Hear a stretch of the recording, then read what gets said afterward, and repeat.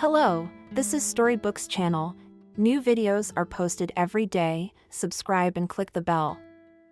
No, Lisa, there are no normal men now. Only male dogs left for our share. Anyway, somehow we missed the moment. And now what? We can only get cats, as decent old maids should, Isabella said gloomily to her friend. First of all, we are not old, and secondly, we are not virgins. Lisa disagreed, and as she knew how to bring some nonsense back into the most serious conversation, she couldn't help herself. I read that old maidens herd goats in the other world. Such is their punishment. Do we need it? Isabella couldn't stand it, she laughed. Well, I hope we will be freed from this burden. We've spent enough time with goats in our lifetime, and we're not virgins, and one of our affairs can be counted for marriage. Both girls were, as they said, a little over 30, and to be exact, under 37. Both were unmarried, but with a good baggage of failed romances, small tragedies, and big disappointments. Now the friends were sitting in a cafe, discussing the collapse of another hope that had befallen Isabella. She wanted to get married, but apparently this desire visited her late, after 25 years, when most of her peers have already married and peers, respectively, married. She had a few novels, and even with a proposal of marriage, but then she somehow thought that it's too early, will have time, and then realized that she does not have time. There are enough suitors, but there are no candidates for husbands, and if there are, it would be better not to have. Closer to 30 years, both happened to get acquainted with all the most disgusting representatives of the male tribe. Alphonse, for example. Isabella had to deal with an Eric, a little younger than her, and of course handsome, aware of his appearance, and eager to use his capital to the fullest, and doing it very technically. Started small. Isabella, be an angel, put 50 cents on my phone, I'm broke. How am I supposed to say goodnight to you? And just like that, little by little, Isabella, I didn't notice how Eric started to treat her finances like his own. Apparently, he thought it would always be like that Isabella was completely at his mercy. And at some point it was. He no longer hinted, asked, demanded, but she loved in everything, understanding, could not give up this dependence, and he, even having found a richer patroness, continued to use Isabella's handouts. Of course, one day everything ended, but according to the principle of the wedge with a wedge, Isabella met Bob. This man was older than her, smart, serious, and reliable. At least that's how it seemed at first. He was much more comfortable than Eric. He knew how to surround a woman with care and attention. But that impression only lasted until he invited Isabella to his home and introduced her to his mother.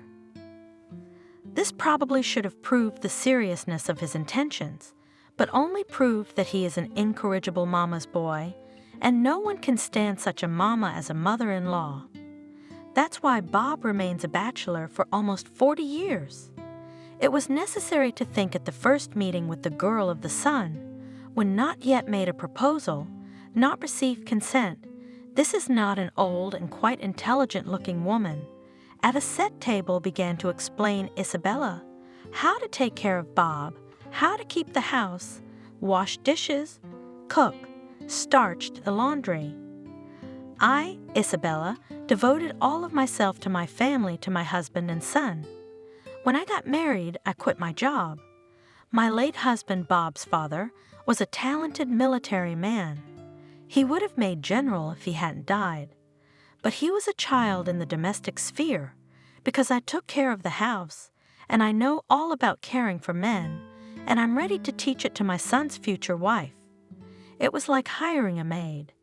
Apparently she saw Isabella that way, as a future maid and nanny for Bob. Isabella thought it was funny at first, and then she realized that she didn't see her possible mother-in-law as anything else. She didn't even allow Isabella and Bob to be alone in her house. If they were alone in his room, the door had to be open, strangely enough, and the man himself thought it was normal. Mom is bored, and what are we sitting here for? Let's go to the big room and watch TV with Mom. If they went out for a walk together, his mother would call every minute, asking him to go to the pharmacy or to the store for something. And then she would start reproaching her son for taking such a long walk. Today it's wet, and you didn't put on a scarf. Why do you need to go to the movies? You can watch TV at home. You'll come in too late, and you won't get any sleep.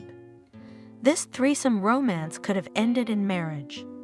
Bob even hinted at a life together, but when Isabella said she would only agree to live apart from his mom, he was horrified.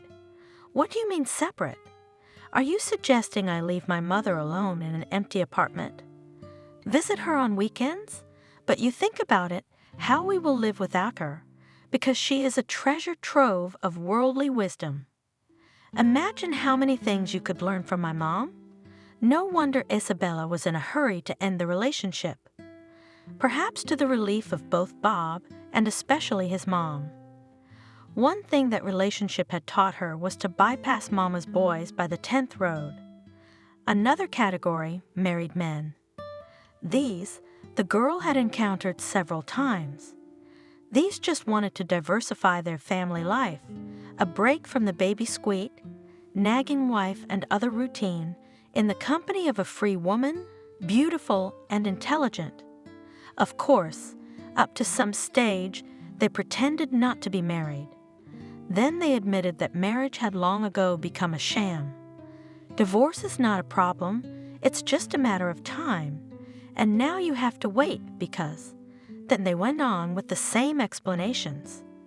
His wife was ill, the children were small, his mother wouldn't understand, she had a weak heart. Are they given the same manuals at the registration of marriage, where it is written how to persuade mistresses? Isabella was sometimes surprised. She did not want to wait, wanted love, family, a life without lies, without prying eyes, without shame, but there was no such thing. Samuel, the hero of the last novel, was, it seemed, not like the others. Maybe it turned out because Isabella herself had fallen in love with him. Knew he had a stamp in his passport and had been for a long time. They were barely 18 when they got married. The bride lied to me, told me she was pregnant. Where could I go? My parents were involved, both mine and hers. So everyone decided that we should get married. As soon as possible, before the bride's belly is visible. So I became a married man, and very soon it turned out that there was no child. I lied I really wanted to get married. Can you imagine how we lived? We stayed with her parents. I tried to go to mine, but they chased me back. There's family there, you have to, but what kind of family is there? Scandals, yelling, screaming. 100 times I suggested divorce, but it started a perfect Sodom. Then there was an opportunity to live separately from his parents, and everything is not that settled, but stalled. That is, we almost stopped talking at all, lived as neighbors. I understand she has someone else too. And you don't have kids? Isabella asked. No, and as I understand it, she can't have any. In fact, we haven't lived as husband and wife for 5 years. But why don't you divorce? Isabella was sincerely surprised. It's also very complicated, the apartment issue, money, and in general. I have a car on credit in her name, and besides, we have a lot of debts. No, it's impossible now. We have to wait 6 months. We'll be divorced in 6 months, I promise, but in the meantime. Aren't we already a family? She's the legal wife, and you're the one and only. No, she and Samuel did not live together, but several times a week he had no problem staying overnight at his Isabella's house, and she could finally feel like a wife. She ran the household, cooked lunches and dinners, waited for him from work. They were even going on vacation together. They had already chosen a resort, were ready to buy vouchers and tickets. They were working the last days before the vacation. And just a day before they were going to the travel agency, Samuel came to his beloved at a bad hour and hiding his eyes said, "I'm sorry, honey, but the trip is postponed." "Not for long. I don't know how much you know. Circumstances have changed." "What circumstances?" "We agreed. I already have and packed, and vacation I have registered. What could have changed?" At first, Isabella was just surprised to think that the trip had been postponed for a few days. "A lot of things, Isabella. My wife gave birth to a son yesterday, congratulations." And Isabella saw that Samuel was really happy, rejoicing, though troubled. But troubled by what? That he had to say it to her. Or was something else troubling him? How did she give birth? How did it happen? "I don't understand," you told me. Isabella realized how silly her question sounded. "Well, it's just like giving birth, like everyone else, just like us. We haven't invented anything fundamentally new. I'm married, my wife gave birth. I don't think that's surprising." The lover explained as if nothing had happened. "I understand that, but not in your case. You said you don't live with your wife at all, and there can't be any children." "Oh, my God, Isabella, what are you talking about? You sound like a 16-year-old girl. You must know that all married men say that to their girlfriends." "Well, I said yes. I may be guilty, I may be blamed for it, but you're just as guilty, both to yourself and, pardon me, to public morality." "That's not what I'm saying. I'm telling you that our trip is completely impossible right now. Maybe it'll happen, but we have to solve this issue somehow. You know, the child, the wife is not in the best condition. How can I leave them now and go away?" Samuel was really surprised at Isabella's incomprehension. "How were you going to go just a week ago? After all, we planned this trip together, didn't we? Or didn't you know your wife was going to have a baby soon?" She really didn't realize it. "Well, the thing is, the baby was born prematurely. I thought we had a month, maybe a month and a half. Why not go? But my son was rushed, and that really complicates things. The baby is premature. My wife is in serious condition. They need help. I have to be there for them."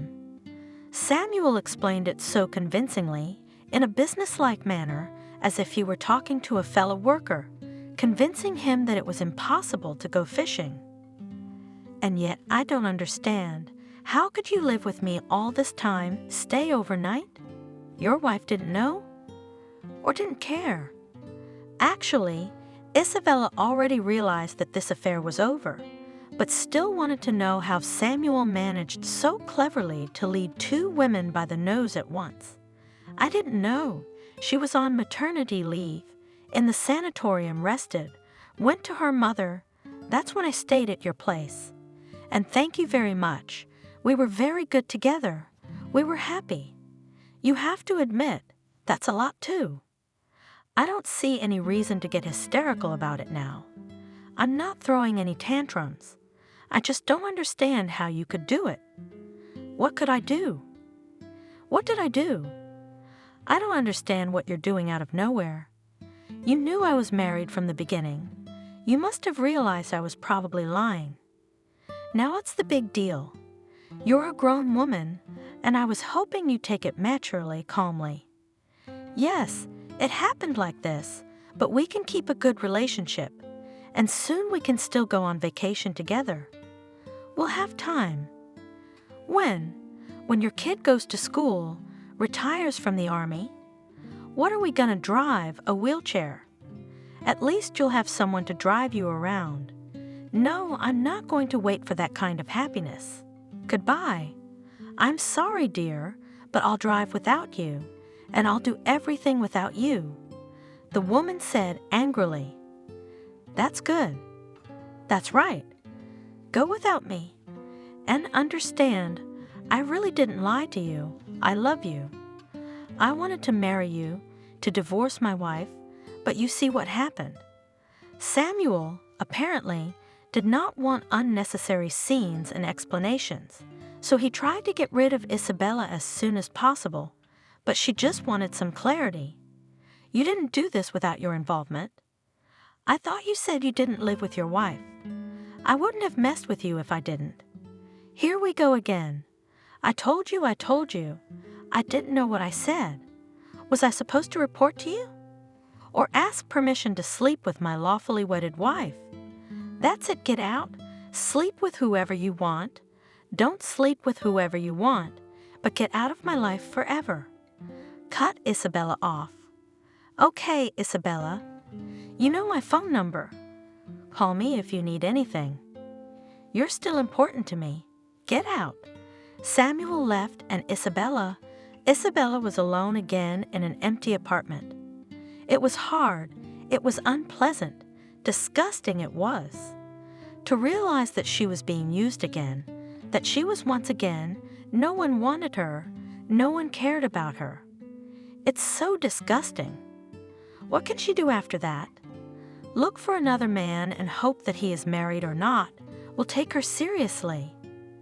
And she's already 37. It's not the clock ticking. It's the volleys rumbling. It's hard to keep it all inside, but who else to talk to about it? Not Lisa, the same Lisa who's been treated no better by fate.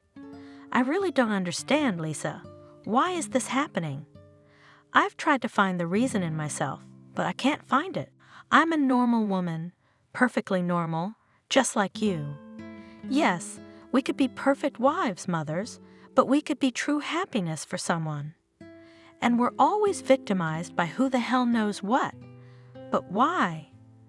I wish I knew. I have the same thoughts myself.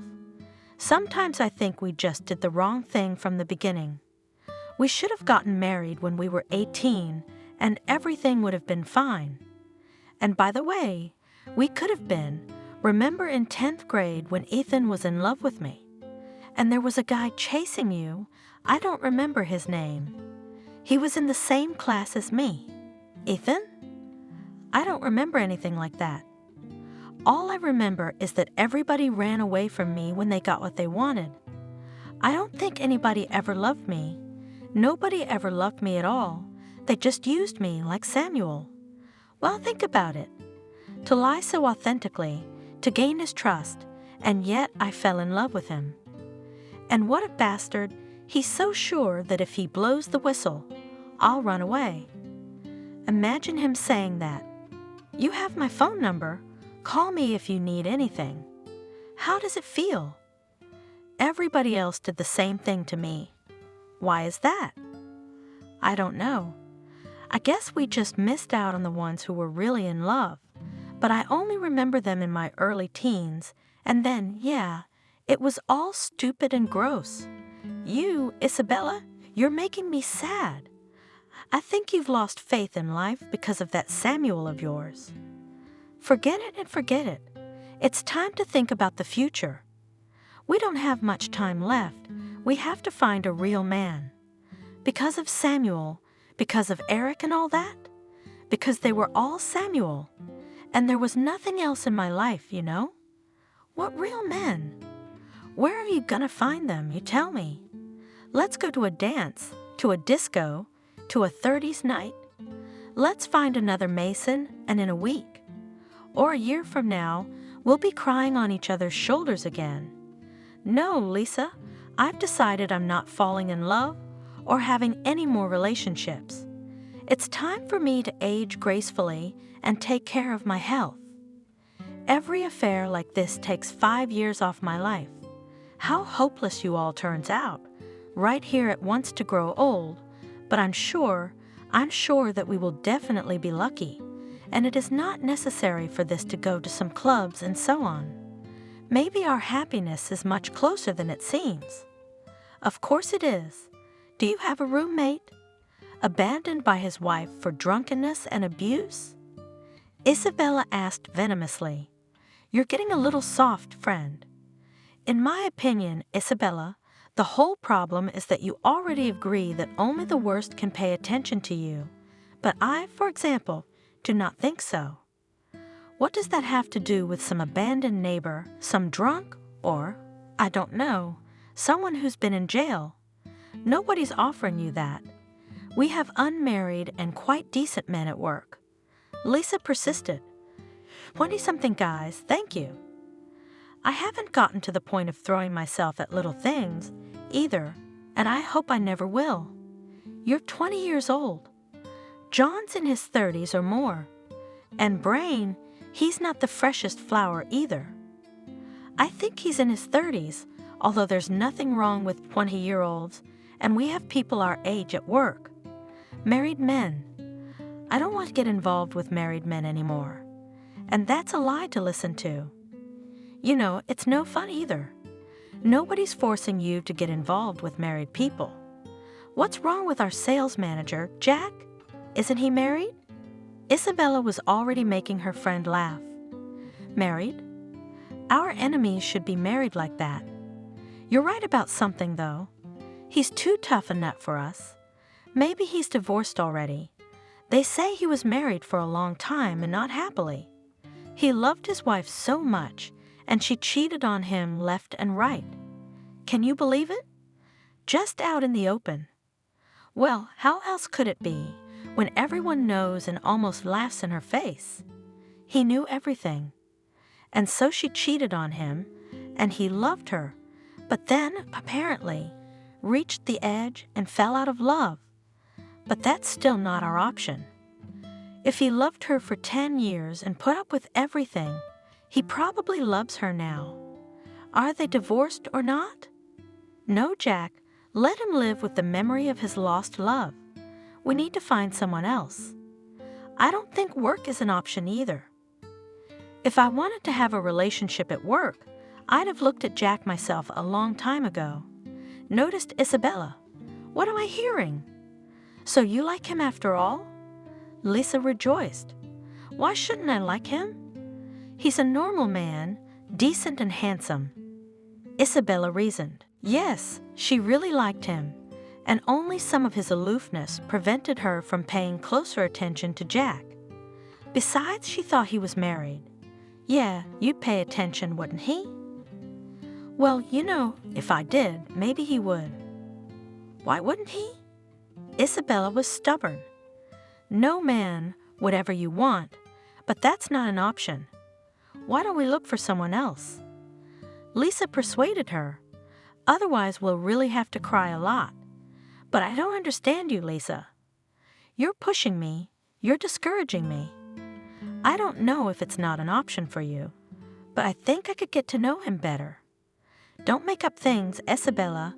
You're on the wrong track, trying to get in the wrong sled again. I'm not trying to get into anything. I'm not telling you that I'm getting close to Jack, but I don't think it's out of place.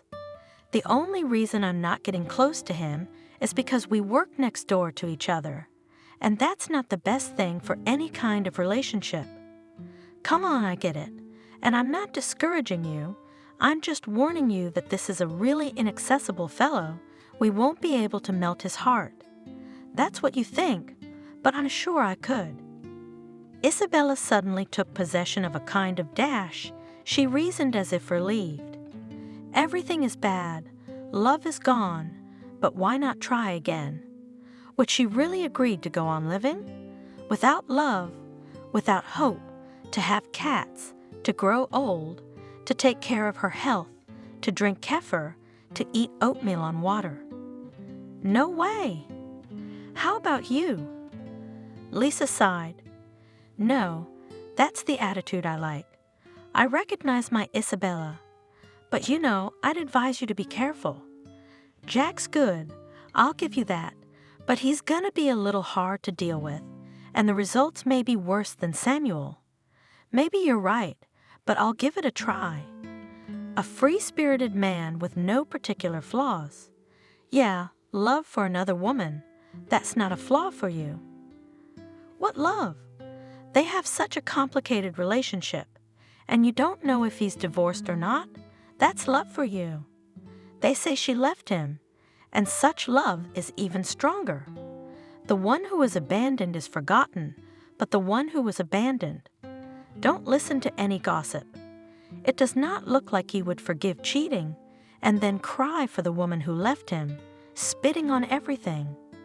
They didn't have kids, did they? There are definitely no children. He does not pay alimony, but here it is far from children. The main thing is the feeling for this wife. Lisa reasoned. You know all about his feelings. He reported to you directly. But I bet that I can win him over very easily. Bet? Oh, you do? Well, let's bet. Who's against it? But let's bet on something serious, not a candy bar. Because no one will fight for a candy bar and there's no interest. Remember we were looking at rings at the jewelry store, and you liked one expensive one. I really liked it too, by the way. So let's bet on that ring, shall we? That's how this strange wager was made.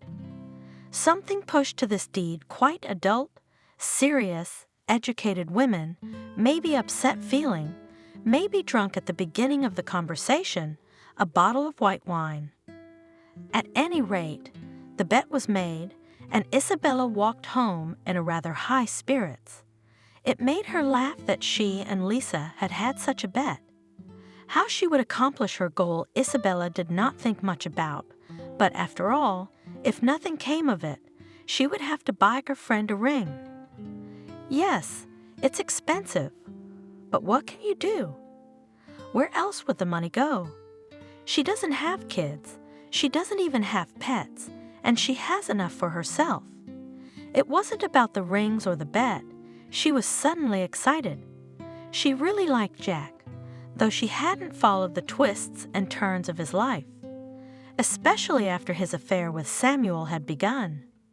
After all, Isabella was sure she would be married soon. And now what? Why not pay attention to a worthy man?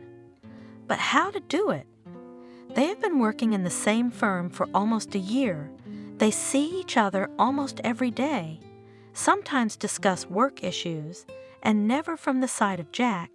There was not the slightest interest in Isabella as a woman. So what should she do now if she wants to be noticed? Dress more showy, more provocative.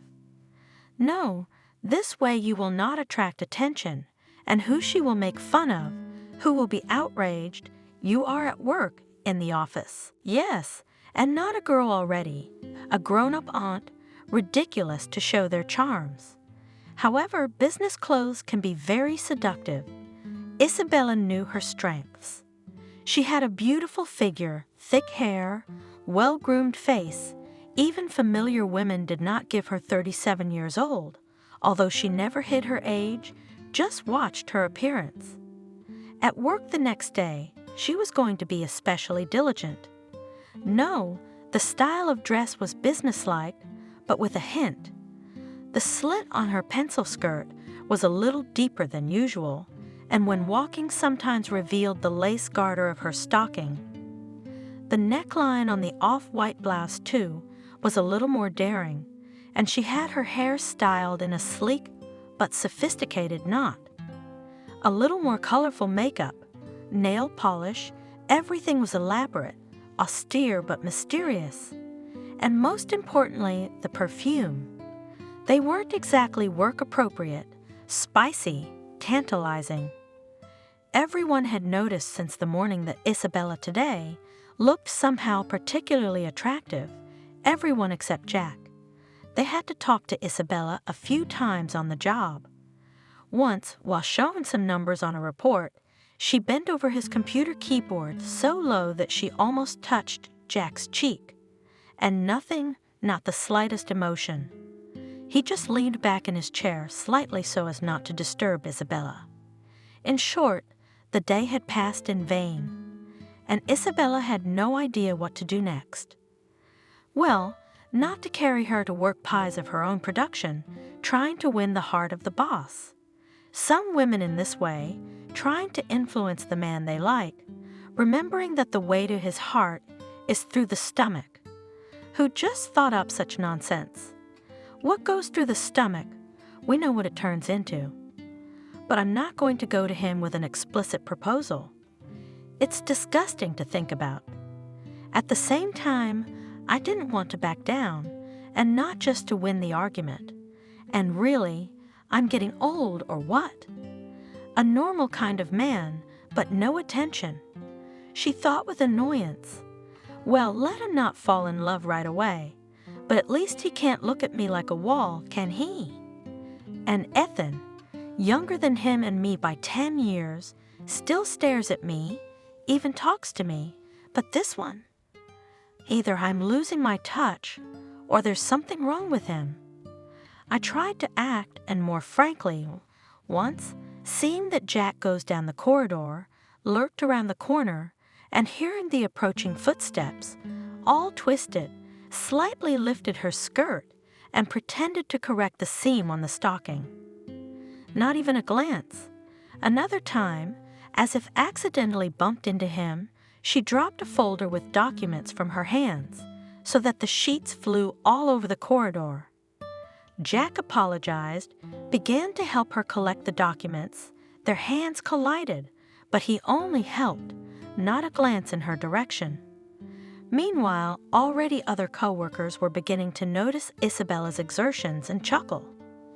One of the women bluntly asked, "What are you, Isabella?" For Jack decided to run. What else? What kind of nonsense? Isabella was indignant, feeling a traitorous blush on her face. But it looks like that. All twirling around, twirling. Oh, in vain. In this way you can only push away. Maybe that's what I'm trying to do, Isabella said irritatedly. Lisa started laughing too, hinting that she would soon have a new ring. The month-long period in which Isabella was to win Jack was coming to an end, but there was not the slightest change in his attitude.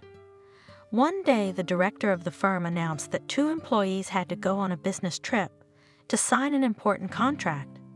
A lot depends on success. Strictly said the boss. We'll go, of course, Jack, and with him. Can I go? May I?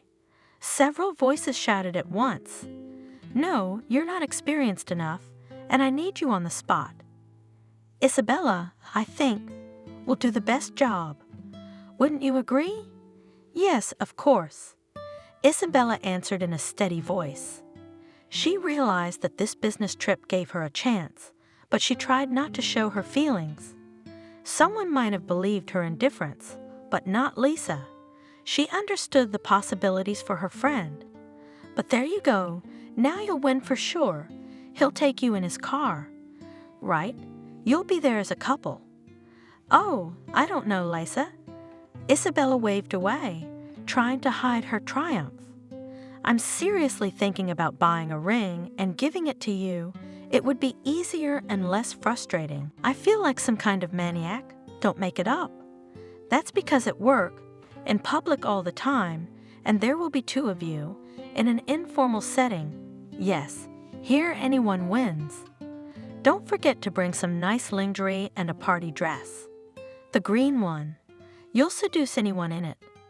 On the day of departure, Jack picked Isabella up at exactly the right time. She had packed her traveling bag with great care the day before. In the morning she also carefully applied makeup, did her hair, but she did not dress. She met her colleague in a lace negligee, thrown on the most elegant underwear.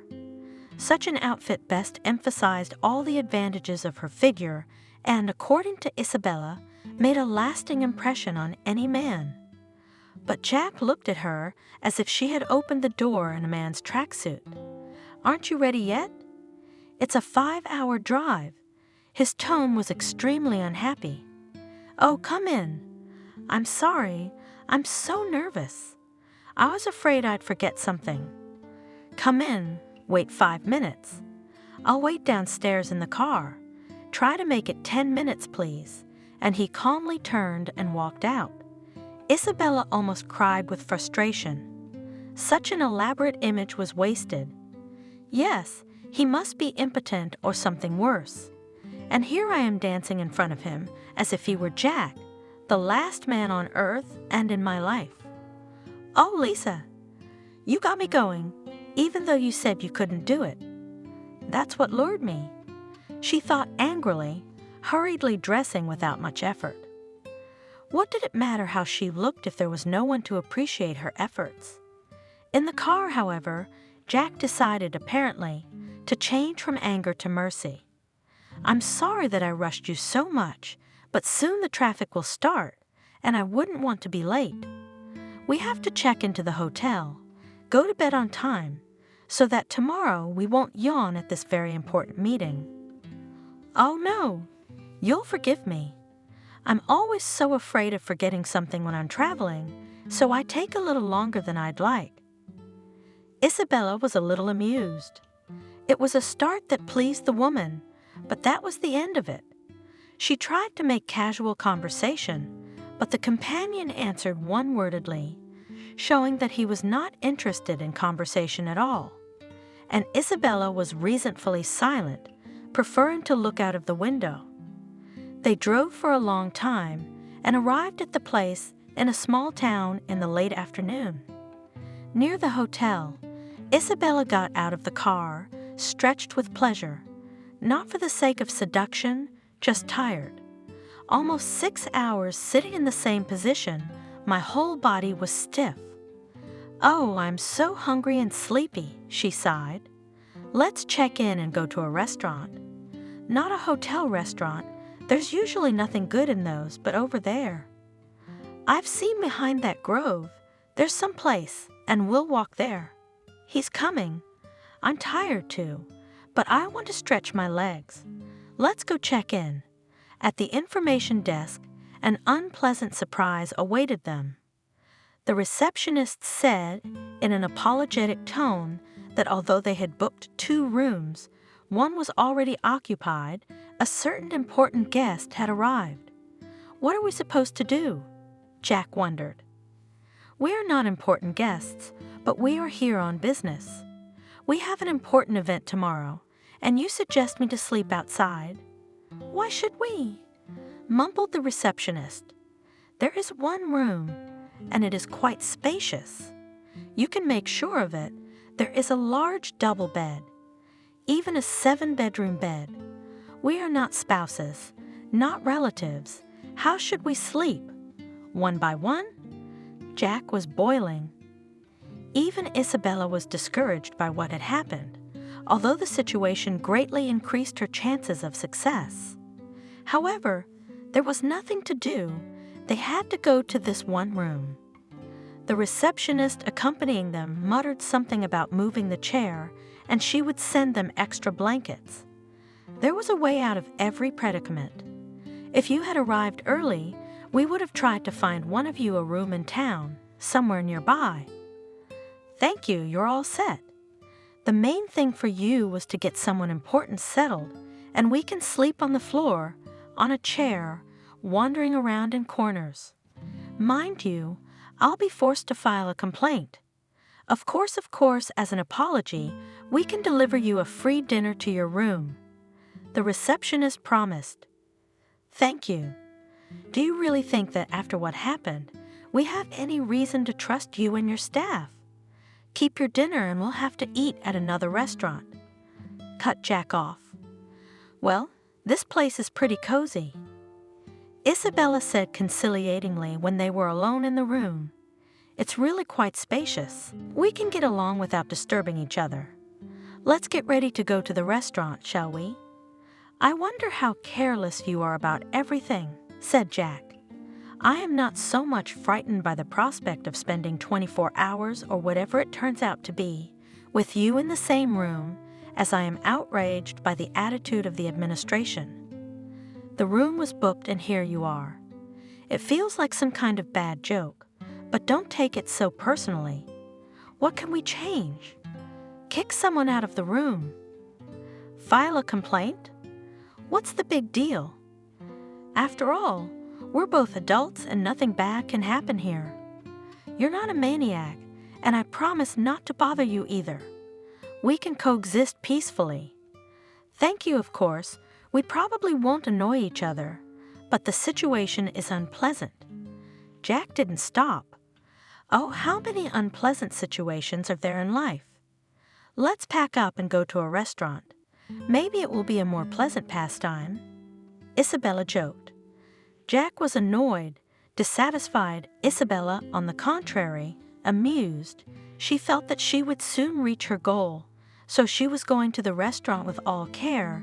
It was necessary to change out of traveling clothes, to tidy up. Isabella, do you know it's past 10 o'clock?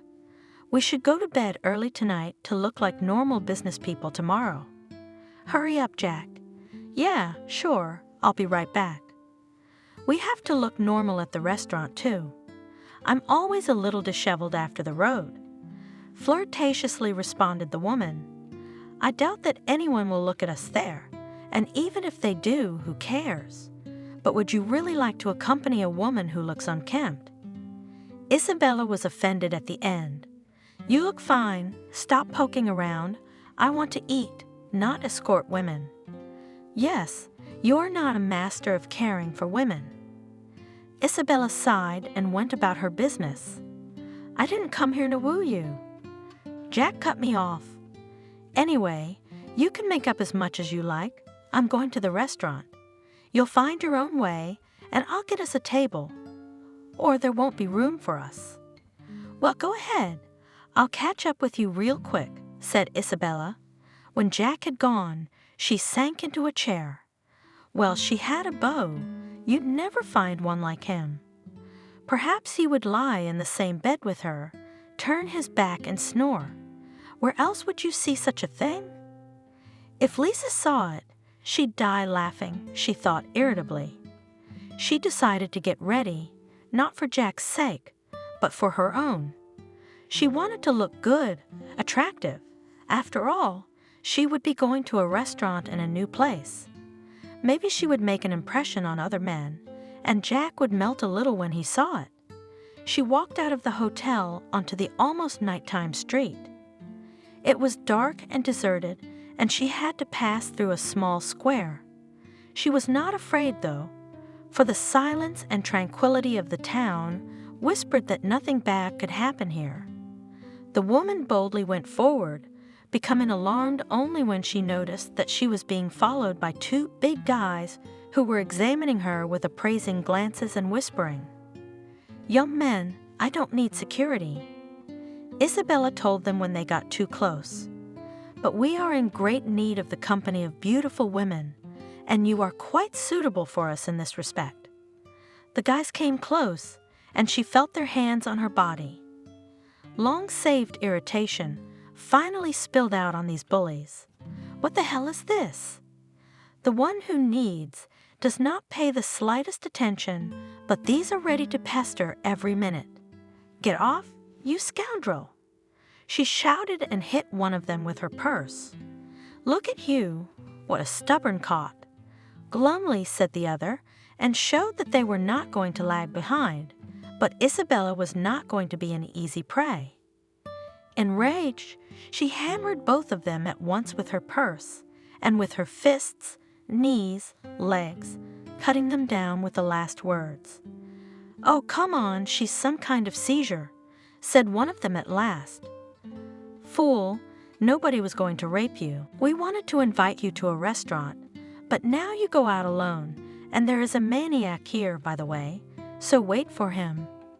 Going away, the guy shouted, and then someone else came from behind and took her by the shoulder. Only then Isabella remembered that she had a gas canister in her purse, pulled it out, and quickly looked around and pointed it in the attacker's face. It was Jack. Isabella, what the hell are you doing? He shouted, covering his face with his hands. The woman looked at her coworker confused. Oh, I'm sorry, I thought it was that maniac and it was you. Let's go quickly to the restaurant. There is a toilet. You can rinse your face. The woman mumbled fearfully. They reached the restaurant. Jack went to clean himself up. Isabella sat down at a table. When her companion came out with inflamed and reddened eyes, Isabella almost cried with guilt. I'm sorry, please. I just don't understand how it happened. I wanted to defend myself. These hooligans, and they attacked so suddenly. How did you end up here? I thought you were at the restaurant having dinner? Yes, I was going to have dinner. I went to the restaurant, took this table, and then, to be honest, I felt bad about leaving you behind, but I decided to come and meet you and bring you here. Just like a gentleman, and that's what happened. I hope I don't lose my eyesight. Why did I even agree to come, and with you? It would have been better if I'd taken someone else or gone alone. There's no second room at the hotel anyway. No way, honestly. What's my fault? I'm not the one who sent some tall guest to take our room. After using the spray can, Isabella didn't dare to be too indignant. I promised that in the negotiations we came here for, you won't have to regret that it was me who went. Of course, I'm not saying it's your fault. It's just that it's all so ridiculous, and you know, Isabella, somehow I think it's not that it's your fault, but how do you want to make a mess of things all the time? Sometimes I feel like you're just stalking me. Maybe you don't feel that way. Suddenly, Isabella blurted. Afraid of her own words, I decided to turn this unpleasant conversation into a joke. I'm a spy sent by a rival firm. Ah, setting a trap for me. I see. Jack grinned crookedly and put the napkin over his eye again. It's true, it's very peculiar, but how am I going to show up at a serious event tomorrow looking like this? People will think I've been drinking all night. Oh, don't worry about it. I have this eye cream. It relieves inflammation instantly. I brought it with me just as I felt like it. I'm sure it'll help you, and in the morning, put some patches under your eyes. I've got them with me. They're great for bruising and bags under the eyes. So you'll look flawless, I promise. Yeah, well, you can take care of yourself. I've seen that. I hope you'll give me the same beauty treatments. You're not going to do my makeup? If you ask me nicely. My cosmetics are expensive and good, don't doubt it. Isabella was joking. In the meantime, let's just forget about the trouble and go in peace. The food here is not bad, I see. Thanks to the jokes and the good dinner, they returned to the hotel in a good mood. When they entered the room, they began to make themselves comfortable for the night. Jack began to make a bed on the floor from the extra blankets he had brought, and Isabella made the bed. Look, Jack, maybe we shouldn't make some kind of bed on the floor. The bed's really wide. We each have our own blanket. We can sleep without touching each other. No kicking each other or pestering each other. I don't snore. I hope you don't either. I don't know if I snore or not. I don't think I used to, but this, as you say, bedpan, I'm quite happy with it. I don't want you to think anything bad of it, but it makes me feel better. And I think it'll make you feel better too. I don't know, I'm not going to be nervous anyway. We're not innocent teenagers, thank God. We're both adults, so what's the point of demonstrating? Well, whatever you want, I'm not going to talk you into it. It's just embarrassing. You're already sorry you came with me. It's not a demonstration, and I don't regret anything, that's all. Well, that's not necessary. If you say so. You're not married, are you? Isabella asked. What's that got to do with it? I'm divorced, but that has nothing to do with today's situation. If I were married, I'd be sleeping in my car. I respect women, you see, and I don't want to put them in an ambiguous position. That's why I'm lying on the floor. We wanted to invite you to a restaurant, but now you go out alone, and there is a maniac here, by the way, so wait for him. Going away, the guy shouted, and then someone else came from behind and took her by the shoulder. Only then Isabella remembered that she had a gas canister in her purse, pulled it out, and quickly looked around and pointed it in the attacker's face. It was Jack. Isabella, what the hell are you doing? He shouted, covering his face with his hands. The woman looked at her coworker confused. Oh, I'm sorry. I thought it was that maniac and it was you. Let's go quickly to the restaurant. There is a toilet. You can rinse your face." The woman mumbled fearfully.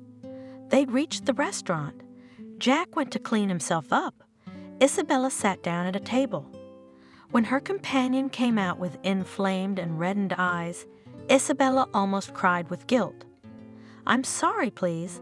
I just don't understand how it happened. I wanted to defend myself, these hooligans, and they attacked so suddenly. How did you end up here? I thought you were at the restaurant having dinner." "Yes, I was going to have dinner. I went to the restaurant, took this table, and then, to be honest, I felt bad about leaving you behind, but I decided to come and meet you and bring you here. Just like a gentleman, and that's what happened. I hope I don't lose my eyesight. Why did I even agree to come, and with you? It would have been better if I'd taken someone else or gone alone. There's no second room at the hotel anyway. No way, honestly. What's my fault? I'm not the one who sent some tall guest to take our room." After using the spray can, Isabella didn't dare to be too indignant. "I promise that in the negotiations we came here for, you won't have to regret that it was me who went. Of course, I'm not saying it's your fault. It's just that it's all so ridiculous, and you know, Isabella, somehow I think it's not that it's your fault, but how do you want to make a mess of things all the time? Sometimes I feel like you're just stalking me. Maybe you don't feel that way." Suddenly, Isabella blurted, afraid of her own words. I decided to turn this unpleasant conversation into a joke. "I'm a spy sent by a rival firm." "Ah, setting a trap for me." "I see." Jack grinned crookedly and put the napkin over his eye again. "It's true, it's very peculiar. But how am I going to show up at a serious event tomorrow looking like this? People will think I've been drinking all night." "Oh, don't worry about it. I have this eye cream. It relieves inflammation instantly. I brought it with me just as I felt like it. I'm sure it'll help you, and in the morning, put some patches under your eyes. I've got them with me. They're great for bruising and bags under the eyes. So you'll look flawless, I promise." "Yeah, well, you can take care of yourself. I've seen that. I hope you'll give me the same beauty treatments. You're not going to do my makeup? If you ask me nicely, my cosmetics are expensive and good, don't doubt it." Isabella was joking. "In the meantime, let's just forget about the trouble and go in peace. The food here is not bad, I see." Thanks to the jokes and the good dinner, they returned to the hotel in a good mood. When they entered the room, they began to make themselves comfortable for the night. Jack began to make a bed on the floor from the extra blankets he had brought, and Isabella made the bed. "Look, Jack, maybe we shouldn't make some kind of bed on the floor. The bed's really wide. We each have our own blanket. We can sleep without touching each other. No kicking each other or pestering each other. I don't snore. I hope you don't either. I don't know if I snore or not. I don't think I used to, but this, as you say, bedpan, I'm quite happy with it. I don't want you to think anything bad of it, but it makes me feel better. And I think it'll make you feel better too. I don't know, I'm not going to be nervous anyway. We're not innocent teenagers, thank God. We're both adults. So what's the point of demonstrating?" "Well, whatever you want. I'm not going to talk you into it. It's just embarrassing. You're already sorry you came with me. It's not a demonstration, and I don't regret anything, that's all. Well, it's not necessary, if you say so. You're not married, are you?" Isabella asked. "What's that got to do with it?" "I'm divorced, but that has nothing to do with today's situation. If I were married, I'd be sleeping in my car. I respect women, you see, and I don't want to put them in an ambiguous position. That's why I'm lying on the floor. Respect all women?" Surprised Isabella, who was already aware of the adventures of Jack's ex-wife. Why not? I can't stand only their bad habits and can't accept cheating. You're not married either, are you? There was a clear desire to change the subject, and Isabella answered readily, No, and never have been. I was going to, yes, but it didn't work out. Maybe it was for the best, especially when you think about the people I was going to marry. You know, everything seems fine, everything is going to the wedding, and suddenly such details are revealed that you realize that you cannot live with this person. That's the way it is. You probably think I'm trying to get to you and harass you and all that, and you seem to think I set up the room all by myself. I assure you, I didn't. No, why would you think that? I don't think that at all. Although it is strange that we've been bumping into each other lately, and every time it's not good. And now we have to share a room. I don't think it's your doing, but it does seem a bit deliberate. It's rare to see strangers, a man and a woman, forced to share a room, but like brother and sister. Isabella smiled in the dark. Let's go to sleep already, shall we? Jack agreed, but they both couldn't sleep for a long time, thinking about their own things. Isabella pondered whether she should continue her endeavors with this hard nut. And Jack, he wondered whether he had offended this nice woman with his inattention, sometimes rude remarks, which could be taken as an insult. I'm a fool. I can see that she is not indifferent to me, so why should I push her away? After all, I like Isabella, and because of my complexes, we can remain strangers forever. And the main thing is that I can't understand why I'm behaving like this. Keep fidelity to me no one, and to marry I would like no less than she married, or I'm afraid that again something will go wrong. My first love cost me a lot of blood. Of course, to assume that it will always be so is not to assume that it will always be so. But still I would not like to be convinced of it, by experience. The next day was very responsible. They had to achieve the conclusion of the contract, that is, to convince the partners of mutual benefit, and both Isabella and Jack were extremely collected and persuasive. Thoughts about personal problems left them. However, even before the negotiations began, Isabella jokingly made a wish. If all succeeds with this contract, then with Jack we will be all right. Perhaps she was hoping to build a relationship in some way to show her best side.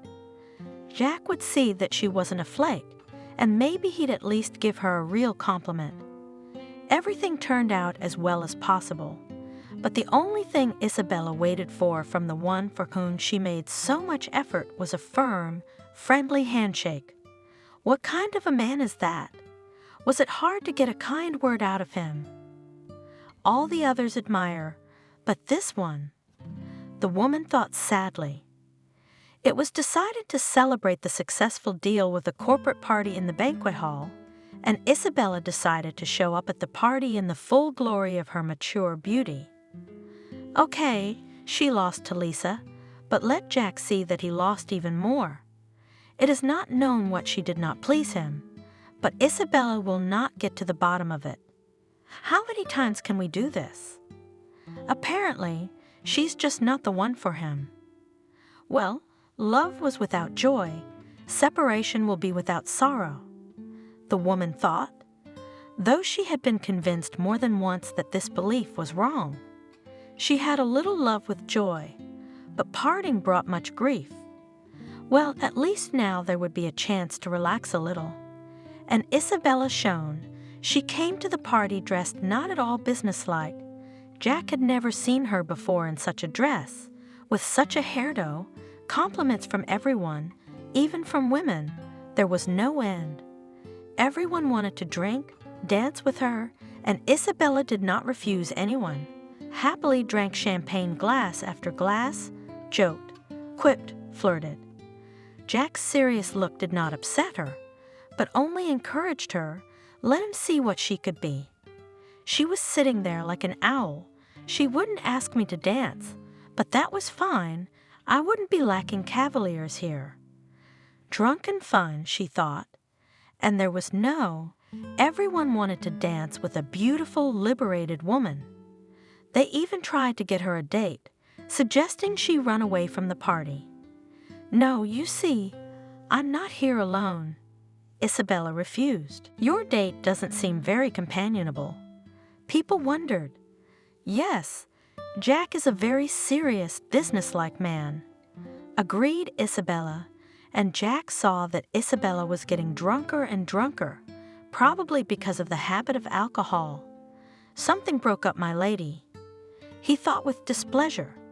It seemed to be so right, though with a weirdness, and here it is on the through. We should evacuate her before she makes a mess of things. Apparently she can. He walked up to Isabella, took her under his arm. Isabella, don't you think it's time for us to go home? You seem tired, he said coldly. Tired? I haven't even begun to have fun yet, the woman replied stubbornly, pulling back her hand. When do you, Jack, call for me? I'd like to know. Isabella, in spite of her condition, still realized that it was necessary to restrain herself a little, to watch her tongue, or as if she would really not say too much, but she wanted to shout in his face in front of everyone. Where am I supposed to go with you? I almost hang on your neck, and you either do not see or do not want to know. It's like fate brought us together, and you're running away like a leper. If I'm so disgusting, just tell me to back off and stay away. Feeling that now the alcohol she drank would really loosen her tongue and she would be embarrassed for life. Isabella bit her tongue, and Jack, apparently realizing that it was necessary to act quite differently, changed his tone. Come on, Isabella. You've danced so much, that's enough for tonight. He spoke affectionately, putting his arm around the woman's waist. It was the right move. Come on, Jack. I've really been jumping around and drinking a little too much, and I'm no good drunk, am I? You're always beautiful, Jack assured her. They reached the room, and on the whole way Isabella kept silent, afraid to say something she would regret the next day. Her mood had changed. Now she didn't want to reproach Jack. She wanted to confess her feelings, but on the way she had sobered up a little and realized that this confession might not end well. Well, as he would say something like, "It's all right, go to bed," and then lie on the floor, such humiliation she could not stand. Why are you so quiet all of a sudden? You used to be so talkative, asked Jack when they came to the room. My tongue is slipping and my legs are slipping too, mumbled Isabella. You're a fool, Isabella, and you drink a lot. Letting her into the room, Jack said reproachfully, I don't drink much, hardly ever at all. I was just disinfecting my mental wounds, that's all. She explained, standing in the middle of the room. They didn't turn on the light. The bright moon was shining directly into the window, its light silvering the woman, coloring her face and hair an unusual ghostly color. How beautiful you are now, Isabella. Jack couldn't help himself. Only now, and tomorrow I will again become ordinary, unnecessary, superfluous? Sadly asked Isabella, who began to sober up as quickly as intoxicated. Not at all. I always saw how good you were, but I didn't dare. I didn't know how you'd react, afraid you'd push me away. He came over and stroked the woman's pale cheek. And now you're not afraid? Putting her hands on his shoulders, Isabella asked. Now I don't care. Push me wherever you want.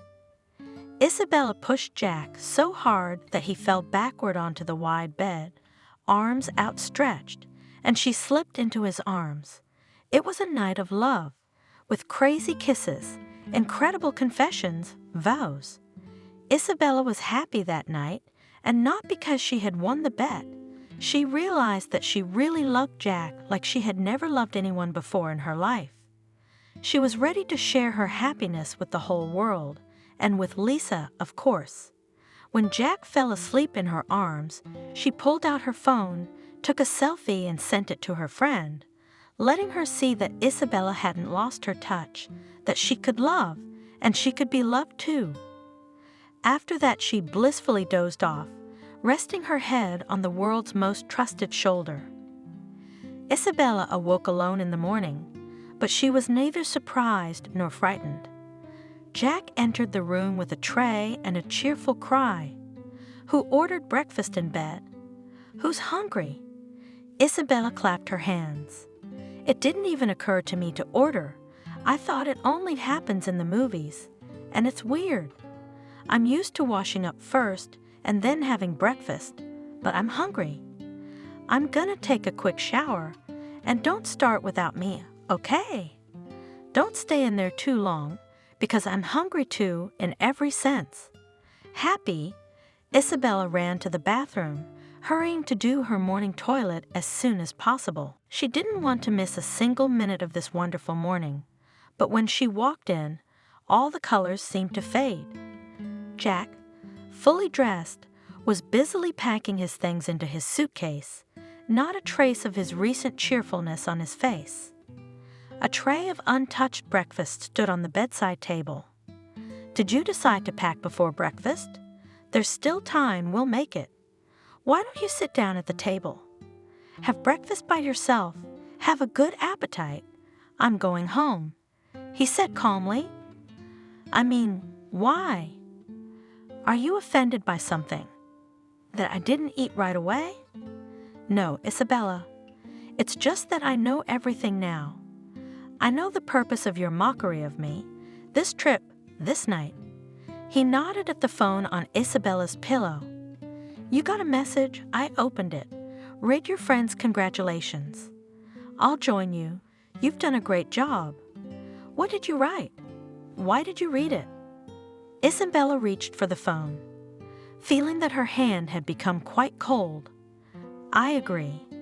It may not be pretty, but as it turns out, not for nothing. But you listened to your girlfriend's gossip in vain. I'm not married for a long time. If you were, you wouldn't have a chance. That's what I said. What's that got to do with it?" Isabella threw the phone away without reading it. "Yeah, let's say Lisa and I did something stupid. So we argued, so what? The truth is what happened last night, what I told you, and the rest is nothing. Believe me, I would never have done that if I hadn't cared about you. I wanted to be with you, understand? If you had listened to the whole conversation between me and my friend, how can I understand and believe after what I found out?" Jack said tiredly, "I saw that you cared for me and paid attention to you too. You seemed to me unusual, not like everyone else, inaccessible and beautiful. In a word, a real woman. And what do I see now? An ordinary cheap girl who decided to play at love with a man who gave no reason for it, and then she drank, and that's that. That's not true, Jack. I'm asking you to sit down. Forget what you saw on that phone and just talk. You'll see that you can trust me. Does everything that's happened between us mean nothing? And what does this have to do with the game and what I drank? You could have just ignored me and moved on. I know you'll try to braid me with your words, seduce me with your charms, but it doesn't mean anything. You, pretending to be madly in love, still had a moment. You filmed the whole thing and sent it to a friend. Just to show off. If you don't think that's gross, I'm sorry." Isabella couldn't take it anymore and went on the offensive. "I think it's creepy to go through other people's stuff, to read other people's correspondence. Now I understand why you got divorced. You're just pathologically jealous. Was your wife cheating on you, or did you think she was? Torturing the poor woman with your suspicions, checking her every move, so she couldn't take it. You're leaving? Good riddance. I'm very glad I've been spared such a misfortune. Goodbye. Your performance was good, but your technique was lacking. Goodbye." And Jack picked up his things and walked out, slamming the door. That slam calmed Isabella a little, gave her a chance not to fall face down into the pillow, not to burst into tears, which meant that she had hurt him after all, and probably correctly discerned the nature of his relationship with his wife. It is necessary to come to such an idea, to go through her phone, and most importantly, why? What did he want to find there? It's a personal number, not a corporate one. She picked up her phone, opened it to Lisa's message. "Congratulations, my friend, you made it, didn't you?" "Well, I didn't doubt it. The bet's won. You're the winner, as usual, and the ring is yours." She looked at the picture Lisa had sent her. There she was on Jack's shoulder, still happy, still in love, still in love. Loved? Can you walk away like that if you love? And this is coming from me, who's been separated from at least 5 men. It's my fate to be always not loved, but only used. And that too, I slept over, and God bless my legs. He's still slamming the door, so be it. She too began to pack, trying not to think of her victory turning out to be such a defeat that Isabella did cry. But very quickly she calmed down, saying to herself, "Enough crying for everyone, it's too much. No and no. In war, as in war. I'm 37, my train has already left. What do I do now? Call a cab and go home to age honestly, quietly, no matter what Lisa and everyone else says." She called a cab, once again surprised that Jack had abandoned her, had not driven her home. How vulnerable is he? She thought contemptuously, and all the way home she tried to remember something else negative about Jack's behavior. She wanted to dislike, even hate him. There were any number of moments like that, but they were all overridden by that night. It was impossible to forget. Was it really over? How will I meet him tomorrow? How will he look me in the eye? Oh, I wish that night had never happened. As Isabella was getting ready to go to work after this harrowing business trip, she thought about how she would meet Jack. Embarrassing, honestly. Grown women, and to think such a thing. And now he had this opinion of me, and he couldn't change it, no matter how hard you beat your head against the wall. But why should I be ashamed? I wonder if he's ashamed of what he said to me after a night like that. But it was worse than you'd think. Jack wasn't at his workplace, but his boss greeted Isabella like a heroine. "Thank you, Isabella. You did a brilliant job negotiating and closing a contract that so much depends on. So you and Jack are both getting bonuses. He's even gone further by transferring to a branch that's long overdue. So we will have to think about who will soon become the acting head of the sales department." Isabella was the least interested in this question. The smile on her face became wooden, the look of confusion. "So that's it, huh?" Jack decided to transfer, not to work with her, not to see every day with the cheap one, and not to remember this stupid story. "Oh, come on, I'll worry about that. He transferred and all right, and he did the right thing, good for him. In a week, all this drudgery will be forgotten, and at the same time, and the work in the branch will improve. Well done, Jack, you're a hero." Isabella thought with mocking anger. But the story would not be forgotten, and the searing kisses still burned on her face. Lisa sidled up to her during a break, congratulated her, made resentment stretch out. "Lucky you, Isabella. What kind of injustice is this? Some people get everything, awards, praise, a night of love, and a ring, but others. When are we going to the store? I'm not going to say no, am I? We're adults, right?" "Of course we are." Isabella didn't say no, trying to save face. "After work, if you're up for it." "Always ready, I know how to lose," answered her friend. "Yes, and I would love to lose in this dispute.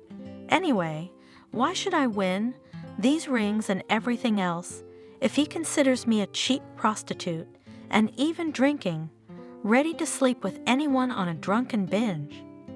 Isabella thought. Most of all at that moment, I wanted not to sit at work, not to go to jewelry stores with Lisa, but to be at home on my couch and cry properly. But not to show it to everyone. She should look like a winner, lucky, beautiful as always, and Isabella tried to live up to her status. When the workday was over, Isabella felt so tired, but the need to hold on remained. Lisa picked her up under her arm and spoke into her ear. So, shall we go to the jewelry store? I'll look for earrings. Imagine I was going through my jewelry and I don't have a blue stone, but I really need it. I won't buy it now, of course. I don't have enough money, but for my birthday. Listen, Lisa, what if I don't need it? This jewelry store, how stupid is that? I'm ashamed to take that kind of money from you for nothing. Let's consider this whole thing a joke. No way, we've known each other for 100 years. You know very well how serious I am about this kind of thing. Are you trying to make me stop respecting myself? No, of course not, but I told you it was a joke. Isabella wanted to go home and cry, not pick out rings. Why do I need all these rings and earrings and everything in the world?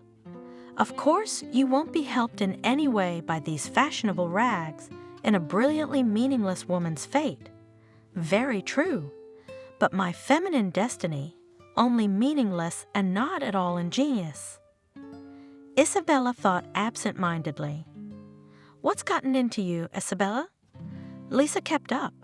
She is walking, silent as if she had water. That is not water, but sour soup in her mouth. I'm just tired today, and the weather's not so good, so I'm not in the mood. Isabella dismissed it. Strange, you were more than happy in that picture. So tell me, what happened with Jack? She needed details, and she wasn't going to be satisfied with generalities. What happened was he found out, saw this picture and your messages. Well, and resented, and as if and all on it, left, slammed the door. What kind of mood could I be in after that? Isabella explained tiredly. Now we'll buy a ring, put it on your finger, and your mood will be better. I know that for a fact. Don't doubt it. Here we are. The friends entered the brightly lit salon of the jewelry store. They approached a shining showcase. Lisa looked intently at Isabella, pushed her. Come on, choose. Which one did you like then? This one? Girl, do you have any size 16s like this? If not, the one with the pink stone. Is that a crown? It's much more delicate, isn't it? Let me try it on, please. Give me your pen, Isabella. Come on, I don't need it. Isabella pulled her hand away and quickly left the store. What is this? What are you, Isabella? It's clear I'm in love. I thought I was just playing around, but it turned out to be serious, didn't it? Lisa giggled. Nobody's in love. What are you talking about? Isabella almost cried, wishing she could get away from Lisa. I'm not blind. I can put 2 and 2 together. You look at yourself in the mirror, because in the coffin more beautiful put, under the eyes bruises, pale, even cheeks fall. What's that got to do with it? Isabella couldn't hold back her tears. You know how to fold, so think about why you want to buy me this ring. What will it remind me of? Think about what we 2 grown-ass women have come up with. It's a 5th grade girl's time to play like this, and we're in our 40s. My women my age have kids getting married. Some of them have grandchildren. I got a man into bed on a dare. Great thing, to drag him in, but not to keep him. He ran away from work to avoid seeing me. Isabella, what are you doing? Lisa consoled her, already frightened. He didn't run away. The chief wanted to transfer him to the branch office long ago. It just so happened. Don't worry, it's not in another city. You'll see he'll call you. Everything will be fine. When have men ever run away from you? Even if you split up, they'll call you for another year. They don't give you peace. Nothing's gonna happen this time. After he found out about our argument, if he calls, it's only to send me further away. And Isabella sobbingly told in detail how Jack had behaved when he found out about their scheme. Do you have any idea how embarrassed I was in front of him? Yeah, even if he wanted some kind of follow-up, he wouldn't have called or come near me. Well, the hell with him. So what if he was a prince? What was he? Lisa asked confusedly. A divorced man, his wife, they say cheated on him. Horns like a moose, and he forgave her after all that. And he decided to steam in your phone. You are not his wife, not his sister. How could he take it in his hands? Not to mention being rude to you. I think he's a bore. I've noticed that for a long time. Remember that Kathy he gave the secretary a telling off. She cried for an hour and drank valerian. Oh, all right, Lisa, I'm going home. I'm exhausted. I can't talk about it anymore. I'm sorry. What about the ring?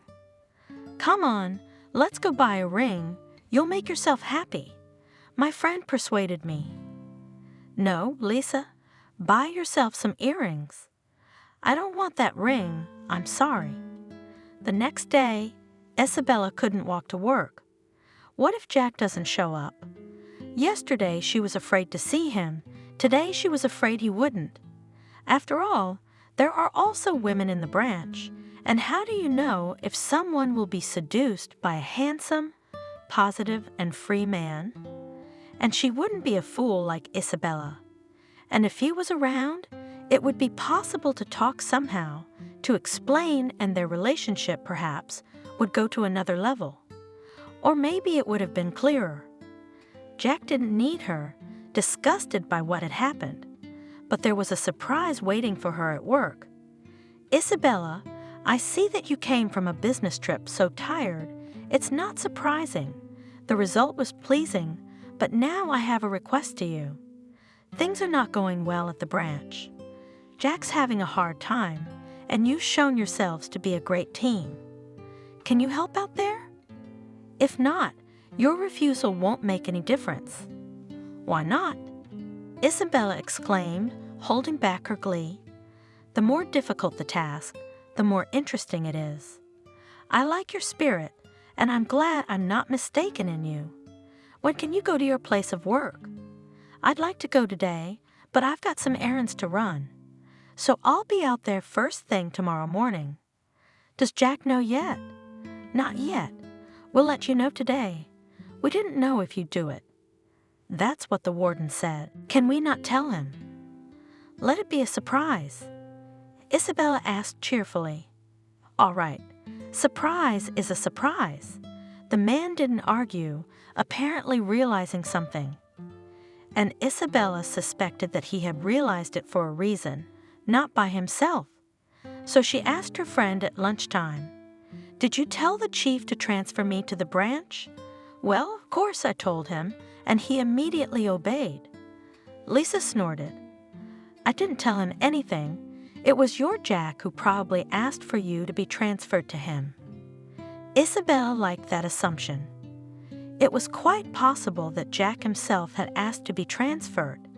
It would mean, probably, that he wanted to make up his mind about their relationship somehow, too. It would be good if that was the case. That was all she said, sighing. Jack didn't ask for anything.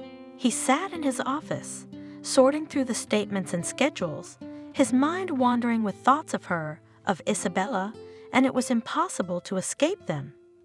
And those thoughts were, more often than not, guilty. But what had I done? Why had I hurt a woman? A good woman. It was a great sin, she argued. After all, she bet on me, and not on others who are also single and pretty. So she cared for me after all? and why she probably got into that bet. Because I'm a sucker myself, I acted like I wasn't interested in her at all. So I upset her.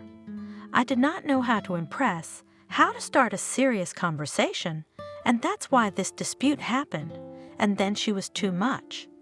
It was worth it to make a story out of it, and even more so to insult her like that. And now what should I do? Call and apologize? He was aware that it was probably the best option to apologize, but he didn't know how Isabella would react. After all, she was very offended and even angry with him. And rightfully so, anyone would be angry, even a very loving person. Not everyone is capable of being forgiving, understanding. Is it because after Lara, I can't get over it? I can't learn to treat people differently, women in particular. With the usual disgust, he remembered his ex-wife Lara. Yes, she had cheated on him throughout their torturous 10-year marriage. She cheated and he forgave. The cheating started before they were married. They met when they were students, studying together. Jack fell in love. Just to cramps, she was good at the time, but the main thing is not even beauty, but some kind of attraction. She attracted and beckoned not only him alone, but almost everyone, but she was responsive in this regard. It seemed that she and Jack had already had an affair, love, and it was even getting to the wedding. And suddenly he finds out that she shares her caresses between him and another man, and it would be all right, a promising man, capable of something to strike a girl's imagination, no. A married, older man, father of 3. Jack, of course, immediately presented Lara with a claim that is not even a claim. He almost died when he found out about her adventures, and only then directly asked what happened. Why? She cried a lot, repented, apologized, said that she gave in to emotions, that it was an accident, and never again with anyone, no way. And he forgave, because the application had already been filed and the wedding preparations were in full swing. That is, no, he was not interested and would not stop it, but the wedding would be upset, and it would be fine. He could not imagine how he would be without her, without Lara. Anyway, they got married, and she gave in to her emotions a few more times. Those were the times he knew about. And she'd done it all strangely, not even hiding it, so sure was she that he'd forgive her. Or did she care that much whether he would forgive or not? And even people were not ashamed. No, it was all strange and then disgusting, and he realized that he was turning into a ridiculous character in some book. His wife comes in from her lover and says, "And I did it again," and the husband cries. No way, he's not going to be like that. Should I put up with it? Yes, it's better to suffer once and forget it. Maybe she had a disease like that, nymphomania? Who cares? But in any case, the marriage broke up. The funny thing is, it was Lara's initiative. She found herself a more financially favorable party, and with that and disappeared from the life of her ex-husband. Jack couldn't get back together with anyone else. Not because he loved his ex-wife so much that he couldn't forget her. Of course he couldn't forget her, but what love is there? Love did not remain. It was replaced not even hatred, but some cold contempt. And in other women he continued to see something bad, to suspect that they could do the same. And what kind of relationship if you look at a man and suspect him in this? And then Isabella appeared, and she really made an impression on him. Jack already thought that he'd found the one who would help him forget the failure, the mistake of his youth that had cost him so much. Even in Isabella's beauty, there was something that set her apart from other women. There was no availability, no willingness to betray.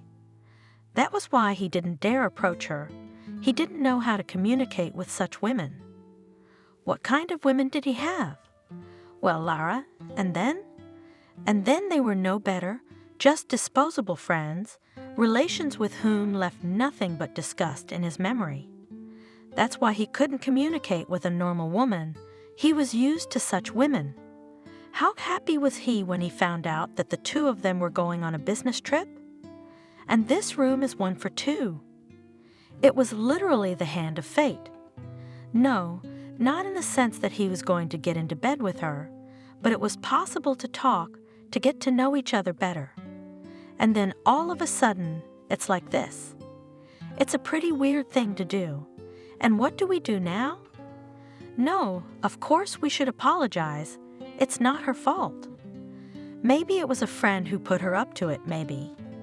Yeah, whatever it was, either way, it's not worth crucifying a woman for making a mistake that no one got hurt by except for one inhibited psychopath named Jack. And after all, that night was so good and Isabella was so sincere. Nothing like that had ever happened with Lara. There had been lies at every turn, shame and embarrassment, but here, it could have been different here. If it weren't for my stubbornness and the memories of a first marriage long overdue to be forgotten. Otherwise, I'll never get out of this maze. Everywhere you step into, there are new corridors, traps, basements, and all paths lead to some polymyth rather than the personal happiness I so seek. Jack was so engrossed in his memories and torments that he was hardly surprised when the office door opened and Isabella walked in. It was as if he had realized her with his thoughts.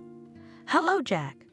Calmly, as if nothing had happened, Isabella said, "I've been sent to the branch to work. I was hoping you could show me around and give me a sense of the scope of work." "What?" "Oh, yes, of course, Isabella. I'm sorry." The man pulled himself together. "It's just so sudden, especially since I was just thinking about you. So I was confused when I saw you." "Why would you do that?" "There's nothing special about my appearance." Coldly, Isabella smiled. She was so businesslike and collected, as if there was nothing between them, and so charming, so native and necessary. "And yet, yes, you are here on business. Let me show you where to start," said Jack, trying also to keep to a business tone. He did not dare to talk about the events of the recent past. Isabella also did not touch these topics. Further, they communicated only on work. Well, it's clear he will not find out any relations now. The woman thought, we won't be able to talk about everything at work anyway. And what if afterwards he just packs up and leaves? And nothing?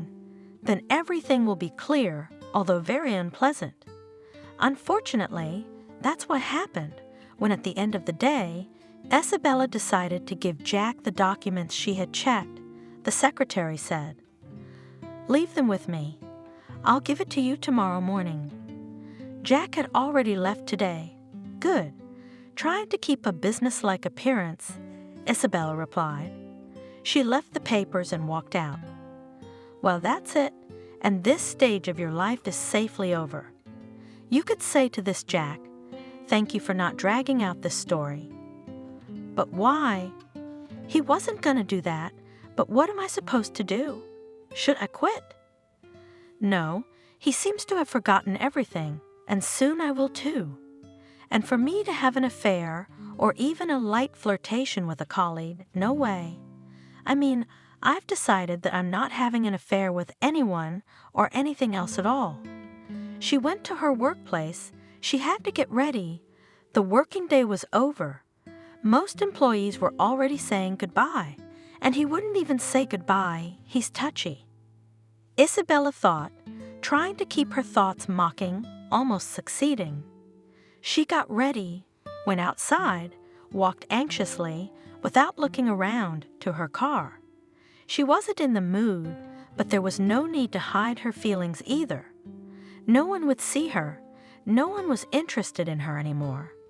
Suddenly, she almost jabbed her face into a large rustling bouquet of flowers, raised her head, Jack. "Isabella, I wanted to apologize. I acted like an idiot, like a bore. I've said some things that I'm unbearably ashamed of. I know it's not easy for you to forgive me, to accept me, but will you give me another chance? Are you crying, Isabella?" She was not crying. That is, she was not sobbing or moaning. Just the nerves, tense in the last few days, suddenly relaxed, and the tears themselves flowed down her cheeks, washing away all the resentment and doubts. "Have you forgiven me, Jack?" she asked. "All the nonsense and nasty things started with me." "Not at all. Let's forget it all, shall we? Let it be as if there was no argument, no spying and saying what I said. Isn't that possible? Of course it's possible. I really want to forget. It was forgotten. There was no more talk of the dispute or the scandal that followed. Soon their relationship was no longer a secret to anyone, and everyone was sure that this relationship was real. Such a beautiful and harmonious couple is not often met. Although once, almost a year later, Jack still reminded Isabella of her childish pranks that had connected them. One day, inviting the woman to a cafe for dinner after work, he suddenly said, "Isabella, do you remember how it all started? You know, that argument with your friend?" "You bet." Isabella smiled. "But I thought we agreed not to bring it up." "Quite right. But now it's quite clear that you've won the bet, and my heart is in your pocket, isn't it?" "Yes," the woman confirmed with a puzzled expression. "What was the bet? A ring?" "As far as I know, your friend never bought you one, did she?" And so Jack pulled out of his pocket a box containing a beautiful ring. "Will you please be my wife?" A year later, Jack and Isabella's co-workers were celebrating their happy wedding.